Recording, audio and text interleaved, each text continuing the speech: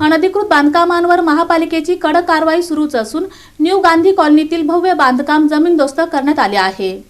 सोलापूर शहरातील अनधिकृत बांधकामांविरोधात महापालिकेने पुन्हा एकदा कडक कारवाई करत एनजी मिल कंपाऊंड परिसरातील न्यू गांधी कॉलनी येथे शासकीय जागेवर उभारलेले भव्य बांधकाम पाडून टाकले। अतिक्रमण विभाग प्रमुख जगन्नाथ बनसोडे यांच्या मार्गदर्शनाखाली ही मोहीम राबविण्यात आली। संबंधित व्यक्तीने अल्पावधीतच मोठ्या प्रमाणावर स्लॅब टाकून हॉल उभारल्याची माहिती समोर आली होती। या प्रकरणामुळे स्थानिक नागरिकांमध्ये नाराजी पसरली होती। डॉक्टर द्वारकानाथ कोटणी स्मारक प्रकल्पामुळे स्थलांतरित कुटुंबांना दिलेल्या जागेचा गैरवापर करून हे अनधिकृत बांधकाम करण्यात आल्याचे स्पष्ट झाले। नागरिकांच्या तक्रारीनंतर महापालिकेच्या भूमी व मालमत्ता विभागाने तात्काळ कारवाईचे आदेश दिले। यानुसार पथकाने जेसीबीच्या सहाय्याने संपूर्ण बांधकाम जमीनदोस्त केले। कारवाई दरम्यान पोलिसांचा कडक बंदोबस्त ठेवण्यात आला होता। काहींनी विरोध दर्शवण्याचा प्रयत्न केला असला तरी प्रशासनाने ठाम भूमिका घेत कारवाई पूर्ण केली। या घटनेमुळे अनधिकृत बांधकाम करणाऱ्यांमध्ये खळबळ उडाली असून भविष्यात अशा प्रकारांना आळा बसणार असल्याचा इशारा प्रशासनाने दिला आहे।